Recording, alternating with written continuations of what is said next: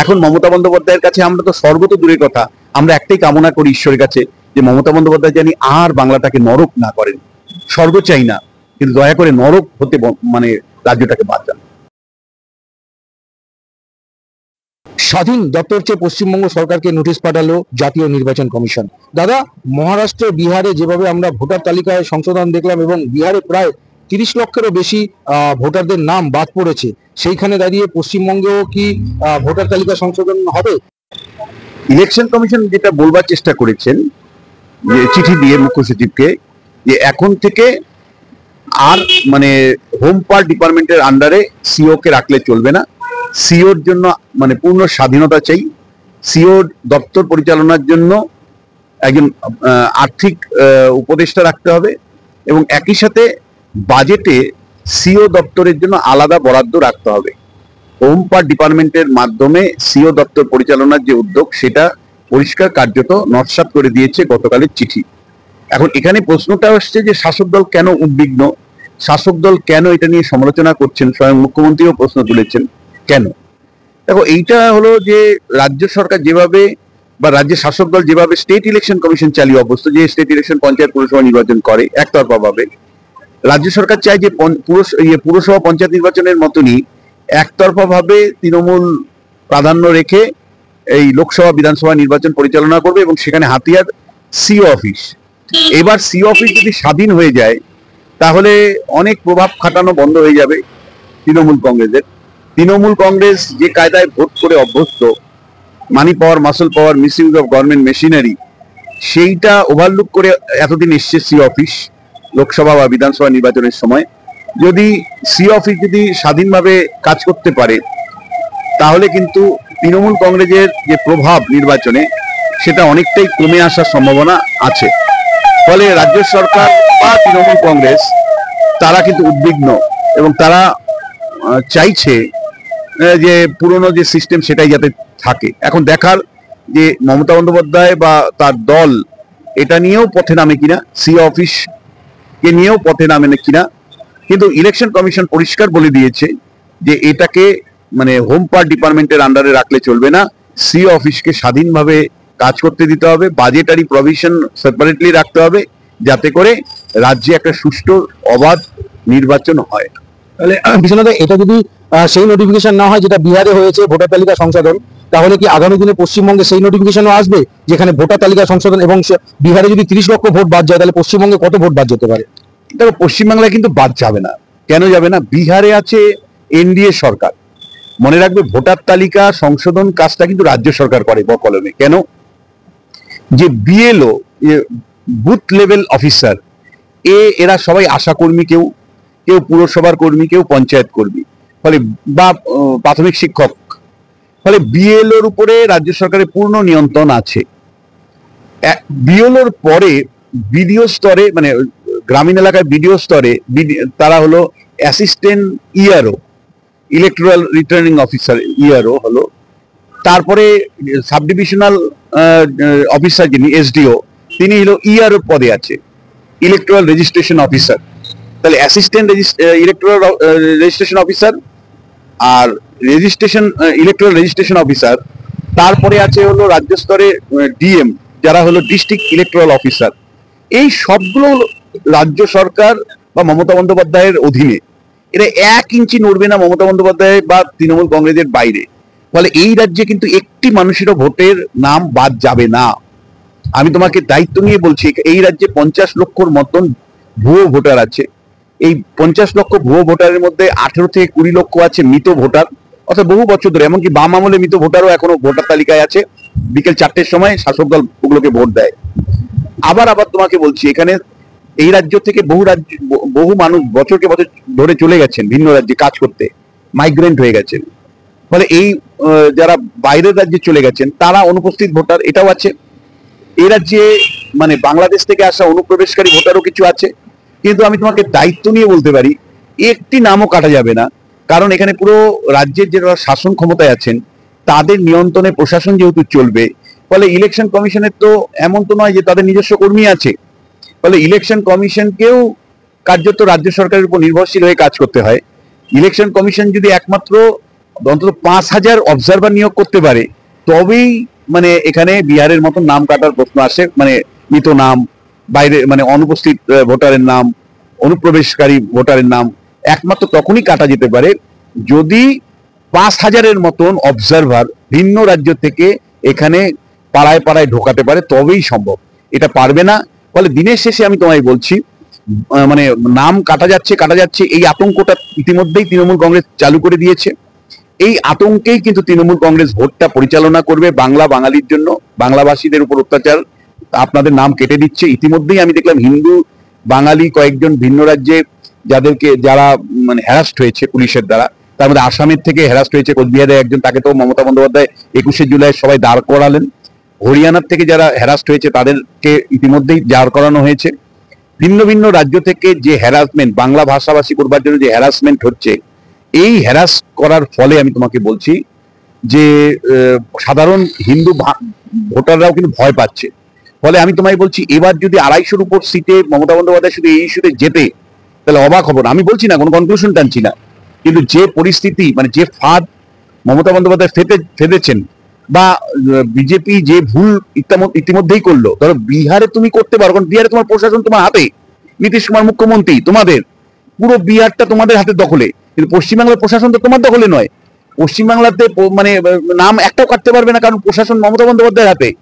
ফলে দিনের শেষে তুমি নাম কাটতে পারবে, অথচ বাঙালিকে ভয় ভীতি সন্তুষ্ট করে মমতা বন্দ্যোপাধ্যায় কিন্তু নির্বাচনটাকে পাড়ি দিয়ে দিবে। ইতিমধ্যেই তুমি যদি লক্ষ্য করো, অন্য রাজ্যে বাঙালি আক্রান্ত, বাংলা ভাষাভাষীরা আক্রান্ত, এটাকে সামনে রেখে কিন্তু বিভিন্ন মিটিং মিছিল তৃণমূল কংগ্রেস শুরু করে দিয়েছে। আর 27 তারিখ থেকে একদম ভোটের কাউন্টিং পর্যন্ত মিটিং মিছিল চলবে। এবং দিনের শেষে তুমি দেখো, মানে কর্মসংস্থান নিয়ে মানুষ ভাবছে না, মমতা বন্দ্যোপাধ্যায়ের 15 বছরের কুশাসন নিয়ে কেউ ভাবছে না। মানে 26,000 শিক্ষকের চাকরি চলে গেল, এই নিয়ে এখন আর ইস্যুই নয়, এখন বাঙালি ইস্যু। অন্য রাজ্যে বাঙালিরা মানে অত্যাচারিত হচ্ছে, এটাই ইস্যু একমাত্র। এখন আর মানে দুর্নীতি ইস্যু নয়। কলেজে যে মনোজিতের মতন মডেলটা কিভাবে পশ্চিমবাংলার শিক্ষা ব্যবস্থাকে ধ্বংস করেছে, আর ইস্যুই নয়। 8,200 প্রাইমারি স্কুল কি করে মানে সর্বনাশ ঘটিয়েছে, সেটা কোনো ইস্যুই নয়। ফলে দিনের শেষে গভর্নেন্সের ইস্যু, আইন শৃঙ্খলার ইস্যু, ইন্ডাস্ট্রির ইস্যু, বেকারত্বের ইস্যু কোনোটাই আর দাঁড়াবে না। মমতা বন্দ্যোপাধ্যায় পুরোপুরি নির্বাচনটাকে বাঙালির ইস্যুতে পরিণত যেভাবে করে ফেলেছেন, এবং বলেই দিয়েছেন কাউন্টিং এর দিন পর্যন্ত এটা চলবে। ফলে মমতা বন্দ্যোপাধ্যায়ের পাতা ফাঁদে বিজেপি পড়লো। বিজেপি তো নিজে মরবে, সঙ্গে কিন্তু রাজ্যের যে অব্যবস্থা, তার জন্য মমতা বন্দ্যোপাধ্যায়কে আমরা দায়ী করি, কিন্তু প্রধান বিরোধী দলের অপদার্থতার দিয়ে একটা বড় দায় হবে, সেটা ভোটের ফলাফলের পর তোমরা বুঝতে পারবে। বিশ্বনাথ, নরেন্দ্র মোদী প্রধানমন্ত্রী যে আশ্বাস দিয়ে গেলেন পশ্চিমবঙ্গে এসে যে ভোটার তালিকা সংশোধন হবেই, তাহলে সেই আশ্বাসই থেকে যাবে। হ্যাঁ, একদম আশ্বাসটা, কারণ আইন শৃঙ্খলা, ল অ্যান্ড অর্ডার হলো স্টেট সাবজেক্ট। নরেন্দ্র মোদী যদি এটা করতে হতো, তাহলে 355 বা 356 নম্বর ধারা জারি করতে হতো, যেটা নরেন্দ্র মোদী কোনোদিন করেননি। এই নরেন্দ্র মোদীকে যদি কিছু রাজ্য নিয়ে ভাবতে হতো, তাহলে সিবিআই ইডিকে মানে ফুল ফেজে এফিসিয়েন্টলি পরিচালনা করতে হতো, মাথা পর্যন্ত তদন্তগুলোকে নিতে হতো। এবং আজকে যে সমস্ত মাথারা বড় বড় কথা বলছে শাসক দলের, তাদের জেলে পোড়ার কথা ছিল। শুধু পোস্ট ইলেকশন ভায়োলেন্স কলকাতা হাইকোর্টের নির্দেশে যে তদন্ত সিবিআই করছে, তারা যদি প্রকৃত তদন্ত করতো, তাহলে তৃণমূল কংগ্রেসের 1 ডজন নেতা মন্ত্রী যারা আজকে মন্ত্রিসভায় আছে, তারা আজকে জেলে যেত, কারণ তাদের ইন্ধনে প্রত্যক্ষ প্রভাবে মানে হত্যাকাণ্ডগুলো হয়েছে। ফলে দিনের শেষে সিবিআই ইডি পরিচালনায় নরেন্দ্র মোদী শূন্য পেয়েছেন, ব্যর্থ হয়েছেন, চূড়ান্তভাবে ব্যর্থ হয়েছেন, এবং সেই ব্যর্থতার দায় তার রাজ্যের উপর পড়েছে। আর দ্বিতীয় হলো, ওই হিন্দি বলয়ের যারা দিল্লিতে বসে এই বাংলা মানে যে অনুপ্রবেশের ইস্যু সামনে রেখে যেভাবে মানে ভোটার তালিকা পুরো সংশোধনের গল্প শোনাচ্ছে, তাদের মাথার মধ্যে মস্তিষ্কে গোবর ঢালা আছে। তারা জানে না যে প্রশাসনটা মমতা বন্দ্যোপাধ্যায়ের অধীনে আছে। তুমি না 355 ধারা জারি করেছো, না 356 নম্বর ধারা জারি করেছো। বিহারের মডেল, আরে বিহারের মডেলটা তো নীতিশ কুমার পরিচালনা করে, এনডিএর দ্বারা পরিচালিত হয়। পশ্চিমবাংলায় মমতা বন্দ্যোপাধ্যায় 1 ইঞ্চি জায়গা দেবে, তার সে বিডিও এসডিওদেরকে ইতিমধ্যেই নির্দেশ দিয়ে দিয়েছে, একটা নাম কাটা যাবে না। আরো বরঞ্চ যদি 55 লক্ষ ভুয়ো ভোটার থাকে, তাহলে এবার আরো বাড়ানো হবে, 75 লক্ষ ভুয়ো ভোটার ঢুকবে। ফলে আমি বলছি, মানে মোদিরা শুধুমাত্র দিল্লির রাজনীতি বুঝতে পারে, কিন্তু পশ্চিমবাংলায় রাজনীতি বোঝার মতন ক্ষমতা নরেন্দ্র মোদী বা অমিত শাহ নেই, যার জন্য বারবার নরেন্দ্র মোদী অমিত শাহ কিন্তু ফেল করছে। আমি আবারও বলছি, বাঙালির ইস্যুটা যদি চলতে থাকে, তাহলে আমি বলবো যে এই নির্বাচন হয়ে গেছে, তুমি বলে রাখো, এই নির্বাচন is completed, result has been given, এবং এটা 240-এর নিচে থামার ইলেকশন হবে না। এবং একই সাথে তোমাকে আমি বলতে চাই যে যদি এখান থেকে রিভার্স টার্ন করতে হয়, তাহলে যে এই বাংলা বাঙালির ইস্যুটাকে তো শুভেন্দু অধিকারী অনুপ্রবেশ দিয়ে আটকাতে চাইছে। অনুপ্রবেশ যে ঘটেছে, অর্থাৎ পশ্চিমবাংলা থেকে কাগজপত্র জড়ো করে Aadhaar card, ration card, voter I card নিয়ে বাংলাদেশ থেকে ক্রস করে রোহিঙ্গা মুসলমানরা বিভিন্ন দেশের বা রাজ্যে ছড়িয়ে পড়েছে, এটা অডিও ভিজুয়াল দেখাতে হবে মানুষকে। অর্থাৎ হরিয়ানাতে যদি তুমি 100টা ওরকম দেখাতে পারো, যদি মহারাষ্ট্রে দেখাতে পারো যে রোহিঙ্গা মুসলমানরা মহারাষ্ট্রে ধরা পড়েছে, তুমি যদি দেখাতে পারো দিল্লিতে 100টা রোহিঙ্গা মুসলমান ধরা পড়েছে এবং সেটা অডিও ভিজুয়াল ইম্প্যাক্ট তুমি তৈরি করতে পারো, তবে মানুষ বিশ্বাস করবে যে হ্যাঁ, অনুপ্রবেশের ইস্যুটা গুরুত্বপূর্ণ ইস্যু। আদারওয়াইজ মানে বাঙালি অন্য রাজ্যে হেরাস হচ্ছে, প্রকৃত বাঙালি বা প্রকৃত ভোটাররা, তাহলে সে তাদের পশ্চিমবাংলার বাঙালি, তাহলে সারা বাঙালি কিন্তু এই সমবেদনার সাথে যুক্ত হবে। চোখের জলের রাজনীতি কিন্তু আমি বলছি অনেক তীব্র। ভাঙা পায়ের খেলা কিন্তু মমতা বন্দ্যোপাধ্যায় 21 সালে দেখিয়েছেন, পুরোটাই নাটক ছিল, কিন্তু শেষ পর্যন্ত নাটক জয়ী হয়েছে। শুভেন্দু অধিকারীরা পরাজিত হয়েছিলেন, অমিত শাহরা পরাজিত হয়েছিলেন। এখানেও কিন্তু মমতা বন্দ্যোপাধ্যায় কি তুমি মনে করো বাংলা বাঙালির জন্য ভাবে? থোড়াই ভাবে, কাজকলা ভাবে। যদি বাংলা বাঙালি নিয়ে ভাবতো, তাহলে 8200 প্রাইমারি স্কুল যেখানে বাংলা শেখানো হওয়ার কথা, সেই বাঙালিরা আজকে সমস্ত ইংরেজি মিডিয়ামে যাচ্ছে, আর প্রাইমারি স্কুল ধ্বংস হয়ে গেছে। মমতা বন্দ্যোপাধ্যায় যদি সত্যি বাংলার জন্য ভাবতো, তাহলে বাংলার ছেলেপেলেরা কেন লাখ লাখ ভিন্ন রাজ্যে গিয়ে পাড়ি দিচ্ছে? এবং মমতা বন্দ্যোপাধ্যায় যদি বাংলা নিয়ে ভাবতো, তাহলে তুমি আমায় বলো, মমতা বন্দ্যোপাধ্যায় নিজে কেন হিন্দিতে বক্তৃতা করেন, অভিষেক বন্দ্যোপাধ্যায় ইংরেজিতে বক্তৃতা করেন? মমতা বন্দ্যোপাধ্যায় যদি সত্যি বাংলা নিয়ে ভাবতো, তাহলে গুজরাট থেকে তোমার ইউসুফ পাঠানকে আনতেন। মমতা বন্দ্যোপাধ্যায় যদি বাংলা নিয়ে ভাবতেন, তাহলে বিহার থেকে কীর্তি আজাদকে আনতেন, শত্রুঘ্ন সিনহাকে আনতেন। তিনি যদি সত্যি বাংলা নিয়ে ভাবতেন, আসাম থেকে তাহলে সুস্মিতা দেবকে আনতেন। আমার রাজ্যের এমপি সমস্ত ভিন্ন রাজ্যের লোককে দিয়ে দেওয়া হচ্ছে, তারপরে আমার শুনতে হবে মমতা বন্দ্যোপাধ্যায় বাংলা বাঙালির জন্য ভাবছে। আসলে তারা নাটক করছে, কিন্তু এই নাটকটা ধরার মতন ক্ষমতা মানে অমিত শাহ, নরেন্দ্র মোদীর নেই। এই নাটকটা দিয়ে কিন্তু 2026-এ 240 আসনে জয়ী হবে, যদি কাউন্টার না দিতে পারে। ফলে দিনের শেষে আমি তোমায় বলছি, এবং আমাদের আশঙ্কা, আমাদের ভয়, একজন বাবা হিসাবে ভয়, যে তোমার আমার পরিবারের ছেলেমেয়েরা এখানে যেহেতু মমতা বন্দ্যোপাধ্যায় চাকরি দেয় না, ফলে বাধ্য হয়ে তারা কেউ আছে গুজরাটে, কেউ আছে হরিয়ানাতে, কেউ আছে ব্যাঙ্গালোরে, কেউ আছে দক্ষিণ ভারতবর্ষে কেরালাতে। অথচ মমতা বন্দ্যোপাধ্যায়ের সাংসদরা তারা মানে এই বাংলা ইস্যুটাকে তুলতে গিয়ে এত কুৎসিতভাবে অন্য রাজ্যের মানুষকে আক্রমণ করছে। ধরো আজকেই কল্যাণ ব্যানার্জির একটা বক্তব্য আমি দেখলাম, যে বক্তব্যটা এএনআই মনে হয় নিয়েছেন, মানে ইয়ের থেকে আমি পরিষ্কার দেখলাম যে সংসদের কাছে দাঁড়িয়ে উনি বলছেন যে বাঙালির ইতিহাস আছে, বাঙালি স্বাধীনতা সংগ্রামের জন্য মানে সব চ্যাম্পিয়ন বলে উনি বলছেন গুজুদের, কোট আনকোট গুজু, মানে গুজরাটিদেরকে হেয় করবার জন্য গুজু বলছেন, গুজু শব্দটা বলছেন। আমি আবার বলছি, কোট আনকোট গুজু শব্দটা বলছেন। তাহলে তৃণমূলের নেতা, সাংসদ, মন্ত্রীরা যদি এই গুজু অমুক তমুক বলেন, আমার ছেলে যে গুজরাটে চাকরি করে, আমার ছেলে আহমেদাবাদে চাকরি করে, তোমার ছেলে আহমেদাবাদে চাকরি করে, তাদেরকে তো ওখান থেকে লোক বিতশ্রদ্ধ হয়ে তারা মানে তাদের মধ্যে একটা বৈরিতা মানসিকতা তৈরি হবে যে তোমার নেতা আমাদেরকে গুজু বলেছে, তোমরা এখান থেকে পালাও। ওদেরও তো অভিমান আছে, যাত্রা অভিমান আছে। তোমার যেমন বাংলা বাঙালির যাত্রা অভিমান আছে, তুমি যদি গুজু বলো, তাহলে ওরও তো যাত্রা অভিমান আছে। কথায় কথায় যদি তুমি ইউপিকে খারাপ চোখে দেখো, ওদেরও তো অভিমান আছে। ফলে দিনের শেষে আমি তোমায় বলছি যে আমার তোমার ছেলের বিপদ কিন্তু কয়েক গুণ তৃণমূল কংগ্রেস বাড়ালো।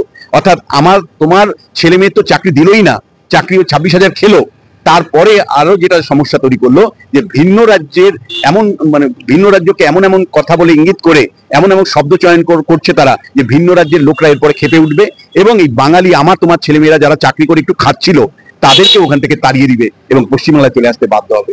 এর দায় কিন্তু সরাসরি তৃণমূল কংগ্রেসকেই নিতে হবে। সেটা হচ্ছে দাদা, 21শে জুলাই মমতা বন্দ্যোপাধ্যায় বেশ কিছু নোটিফিকেশন কেন্দ্র সরকারের স্বরাষ্ট্র দপ্তরের তিনি জনসমক্ষে দেখালেন। আমি বলছি, তিনি কি নোটিফিকেশন দেখালেন এবং তার সেই অধিকার আছে কিনা? কারণ স্বরাষ্ট্র দপ্তরের প্রশাসন টু প্রশাসনের যে নোটিফিকেশন, সেটা তিনি রাজনৈতিক মঞ্চে ব্যবহার করলেন। না দেখো, মানে এটা তো উচিত নয়। মানে আমরা যেমন সবসময় বলি যে ট্যাক্স পেয়ারের টাকা নিয়ে নবান্নের কোনো সভা করা উচিত নয়। মানে তৃণমূলের সভা করেন উনি, যেটা মানে একদিকে জাতীয় পতাকা লাগানো, অশোক স্তম্ভ লাগানো, আর অন্যদিকে বিজেপিকে উনি সমালোচনা করছেন, প্রধানমন্ত্রীকে সমালোচনা করছেন, তার দলীয় বক্তব্য রাখছেন। এমনকি নবান্নের নিচে তোমার তৃণমূল জয়নিং সভাও করেছে। অর্থাৎ নৌসম বেনজির নূর মালদা কংগ্রেসের নেত্রী ছিলেন, তাকে ওখানে জয়নিং করানো হয়েছিল। বিধানসভার মধ্যে জয়নিং আমরা দেখেছি, মানে বিধানসভা চত্বরের জয়নিং দেখেছি। ফলে এগুলো আমাদের দুর্ভাগ্যের, আমি তোমায় বলছি। এবং একই সাথে প্রশাসন এবং দলের মধ্যে যে একটা বিভাজন রেখা টানার কথা, সেটা মমতা বন্দ্যোপাধ্যায় কখনোই টানেন না।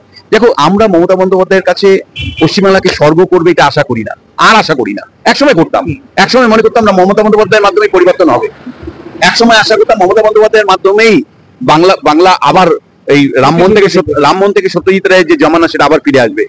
কিন্তু বিশ্বাস করো, এখন মমতা বন্দ্যোপাধ্যায়ের কাছে আমরা তো স্বর্গ তো দূরের কথা, আমরা একটাই কামনা করি ঈশ্বরের কাছে যে মমতা বন্দ্যোপাধ্যায় জানি আর বাংলাটাকে নরক না করেন। স্বর্গ চাই না, কিন্তু দয়া করে নরক হতে মানে রাজ্যটাকে বাঁচান।